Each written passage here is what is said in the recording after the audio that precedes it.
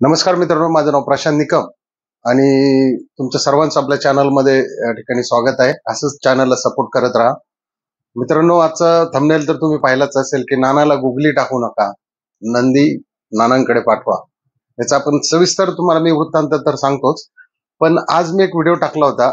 औंधला जे मैदान चालू आहे, म्हणजे विठ्ठल नाना त्या ठिकाणी होते आणि शास्त्री आदतकी, तर आपला तेजान होता. समालोचकाने त्याचं नाव आहे, आतापर्यंत सुद्धा मला त्याचं नाव माहिती नाही. जवळजवळ फायनल होत आलेली, ते काय नाव घेतलं नाही, त्याच्यामुळे तो नंदी काय लक्षात आला नाही. त्याच्याबद्दल सर्वांची माफी मागतो मी.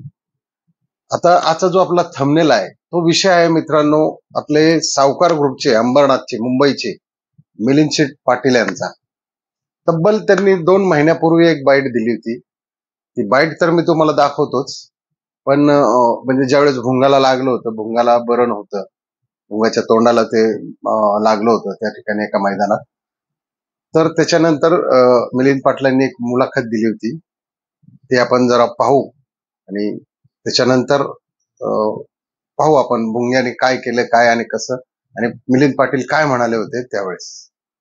नानांचं चाललं होतं, नानांची नवीन खरेदी मुंबईला घेऊन यायची, पण आता सध्या आराम आहे, त्याच्यामुळे जरा मी पण त्यांना थांबवलं, कारण की भुंगाच तिकडे पाठवायचं आहे आणि लवकरात लवकर ती पण गाडी तेजा आणि भुंगा पळताना दिसेल नानांच्या नियोजनामध्ये.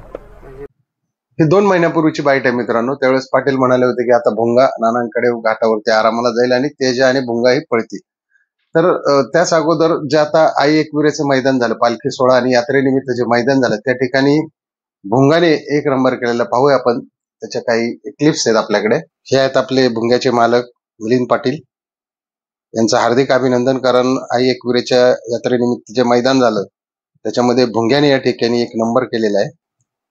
आता या ठिकाणी मिलिंद पाटला बरोबर जे आहेत ते दीपक शेठ आहेत, जे आपल्या मेहरबानचे मालक आहेत.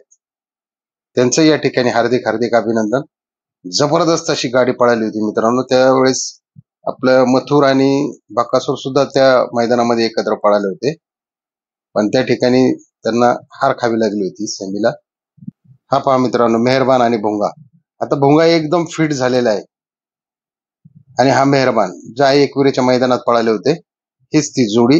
या जोडीचं ही हार्दिक अभिनंदन या ठिकाणी. आता मित्रांनो, मिलिंद पाटील यांनी 2दा बाईट दिली होती की भुंगा नानाकडे पाठवायचा, नानाकडे पाठवायचा, परंतु त्यांनी काय पाठवलं नाही. त्याच्यामुळे आता बघा तुम्ही, कालचं जे लेंगरेचं मैदान झालं तिथे एक अर्ध्या फुटावरून नाना सीमित मार खाल्ला. जर जर भुंगा तिथे असता तर ती गाडी 100% सेमी पण पास झाली असती. आज सुद्धा जर भुंगा असता तर या भुंग्याने आज मात्र या औंधच्या मैदानात दंगाच केला असता. त्याच्यामुळं 2 सेमीला लागोपाठ काल आणि आज नानांची या ठिकाणी सेमीला हार झालेली आहे. म्हणून आमचे हात जोडून मिलिंद पाटलांना विनंती आहे की आता नानांना गुगली टाकू नका, एकदाचा भुंगा नानांकडे द्या, तेजाला आणि भुंग्याला एकदा जरा पळू द्या, म्हणजे पुन्हा एकदा अड्ड्यात नाना कमबॅक जोरात करतील आणि त्यानंतर मग नानांची ते खरेदी होणारच आहे आणि त्याच्यानंतर तर काही विषयच राहणार नाही. कारण आता सध्या फक्त नानांकडं एकच नंदी आहे, आपला तेजा.